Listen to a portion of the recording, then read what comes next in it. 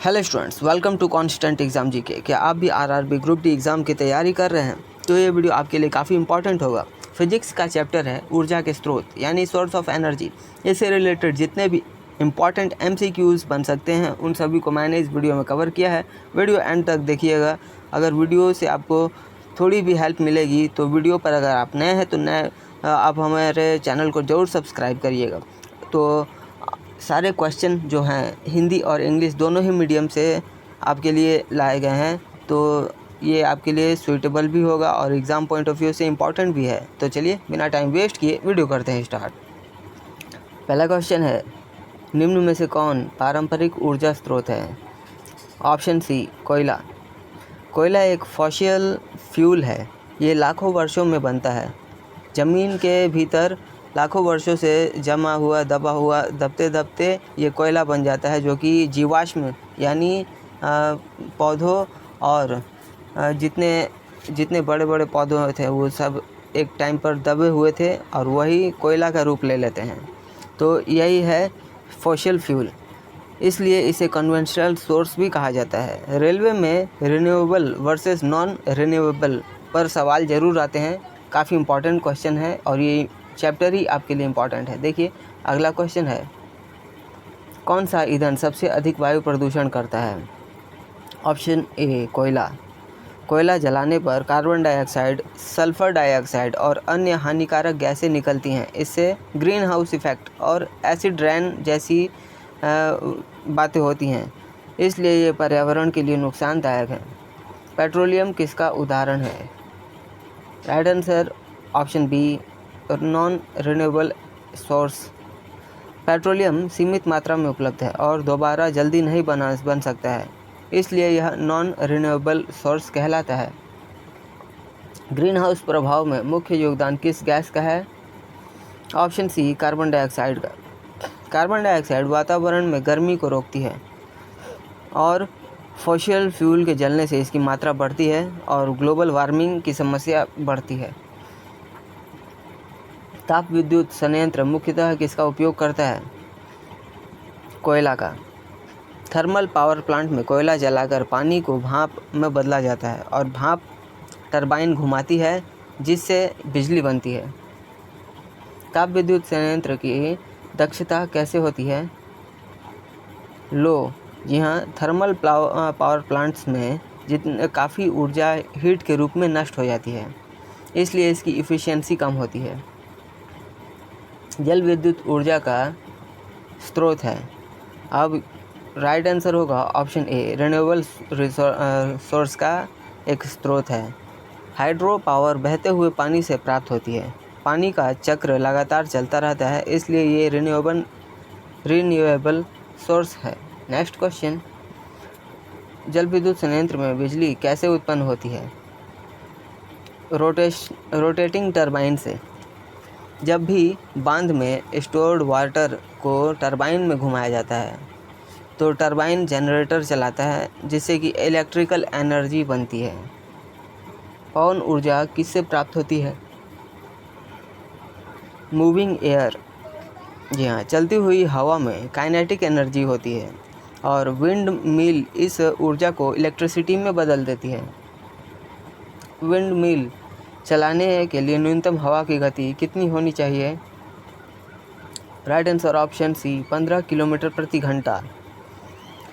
इस स्पीड से जो है ये न्यूनतम हवा की गति है, जिससे कि विंड मिल चलने पर इलेक्ट्रिसिटी बनती है। और ये रेलवे का फेवरेट फैक्चुअल क्वेश्चन है। इससे कम गति पर विंड मिल प्रभावी रूप से नहीं चलती है। नेक्स्ट क्वेश्चन, किस देश को कंट्री ऑफ विंड्स कहा जाता है? Denmark.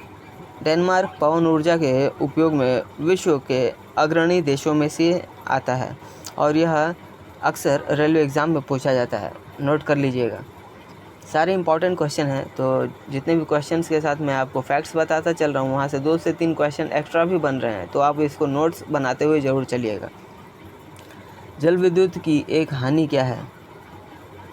Option B ecosystem disturbance.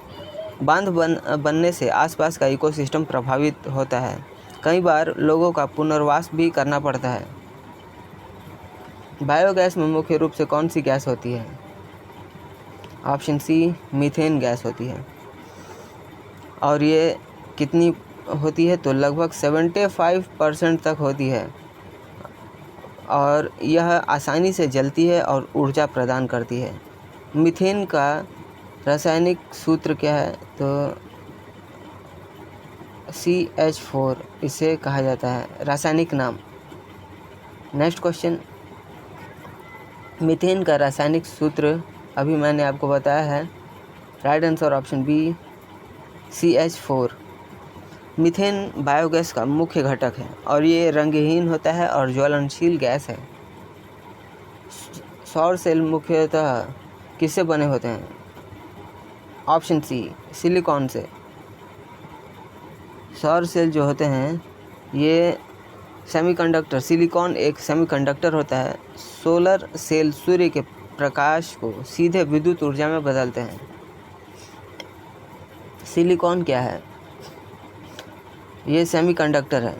Semiconductor की कंडक्टिविटी मेटल्स और इंसुलेटर्स के बीच होती है। सोलर सेल में यही प्रॉपर्टी काम आती है।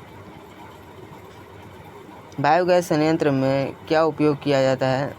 Option C animal waste. गोबर और जैविक अपशिष्ट के विघटन से बायोगैस बनती है। यह ग्रामीण क्षेत्रों में ऊर्जा का महत्वपूर्ण स्रोत है। सौर ऊर्जा कैसी ऊर्जा है? ऑप्शन ए रिन्यूएबल है। सूर्य ऊर्जा का असीमित स्रोत है, इसलिए सोलर एनर्जी को रिन्यूएबल एनर्जी कहा जाता है। ज्वारीय ऊर्जा किससे प्राप्त होती है? ऑप्शन बी ओशियन टाइड्स, यानी सागर के ज्वार और भाटा टाइड्स, जो ज्वार भाटा होते हैं उससे होती है। नेक्स्ट क्वेश्चन, OTE का पूर्ण रूप यानी फुल फॉर्म क्या है? Option A ocean thermal energy. OTE के लिए न्यूनतम तापांतर कितना होना चाहिए? Option C 20 degree Celsius. भूतापीय ऊर्जा कहाँ से प्राप्त होती है? अर्थ इंटरनल हीट, पृथ्वी के आंतरिक ऊष्मा से। कौन सा देश भूतापीय ऊर्जा के लिए प्रसिद्ध है? न्यूजीलैंड। भूतापीय संयंत्र किसका उपयोग करते हैं? स्टीम फ्रॉम अंडरग्राउंड हीट से। नेक्स्ट क्वेश्चन, नाभिकीय विखंडन में कौन सा समस्थानिक उपयोग होता है? यूरेनियम 235। जी हाँ, यूरेनियम 235 ही ये नाभिकीय विखंडन में प्रयुक्त होता है और ये आसानी से न्यूट्रॉन एब्जॉर्ब करके टूट जाता है। न्यूक्लियर रिएक्टर्स में यही फ्यूल के रूप में उपयोग किया जाता है। बहुत ही इम्पोर्टेंट क्वेश्चन है ये। नाभिकीय रिएक्टर किस सिद्धांत पर कार्य करती है? Option B fission. जी हाँ, रिएक्टर में यूरेनियम जो है ये न्यूक्लियस के टूटने से होता है और बहुत अधिक ऊर्जा इससे निकलती है, इसे ही फिजन कहते हैं। नाभिकीय रिएक्टर की नियंत्रण छड़ें किसकी बनी होती हैं? ऑप्शन बी कैडमियम या बोरॉन की बनी होती हैं। ये न्यूट्रॉन्स को एब्जॉर्ब करते हैं, इससे चेन रिएक्शन नियंत्रित रहती है। भारी जल का सूत्र क्या है? Option B D2O। Heavy water जिसे कहा जाता है, ये रिएक्टर में मॉडरेटर के रूप में उपयोग किया जाता है और यह न्यूट्रॉन्स की गति को कम करता है। सूर्य की ऊर्जा किस प्रक्रिया से उत्पन्न होती है? Option B fusion. सूर्य में हाइड्रोजन न्यूक्लिक जो मिलकर हीलियम बनाते हैं, इसे न्यूक्लियर फ्यूज़न कहते हैं। हाइड्रोजन बम के सिद्धांत पर आधारित है, तो ऑप्शन बी फ्यूज़न के हाइड्रोजन बम में न्यूक्लियर फ्यूज़न होता है और यह एटम बम से भी अधिक शक्तिशाली होता है। सो स्टूडेंट्स, ये थे जितने भी इम्पोर्टेंट क्वेश्चंस थे इस चैप्टर से रिलेटेड, उन सभी को मैंने इस वीडियो में कवर किया है। वीडियो से आपको थोड़ी भी हेल्प मिली है, वीडियो पर एक लाइक ज़रूर करिएगा। चैनल पर नया है तो चैनल को ज़रूर सब्सक्राइब करिए, क्योंकि आरआरबी ग्रुप डी रिलेटेड जितने भी इंपॉर्टेंट टॉपिक्स हैं उन सभी पर मैं वीडियोज़ ला रहा हूँ, जो कि आपके एग्ज़ाम पॉइंट ऑफ व्यू से काफ़ी इंपॉर्टेंट है और आपके एग्ज़ाम के लिए बूस्ट अप मिले। तो अगर आपने हमारे पिछले टॉपिक्स नहीं देखे हैं तो उन सभी को आप हमारे चैनल पर जाकर चेकआउट करिए। मैंने प्लेलिस्ट बना रखी है और सारे टॉपिक्स को उस प्लेलिस्ट में कवर कर रहा हूँ। एक साथ सारे टॉपिक्स आपको वहाँ मिल जाएंगे। तो चलिए मिलते हैं नेक्स्ट वीडियो में, तब तक के लिए कीप वॉचिंग, कीप प्रिपेयरिंग।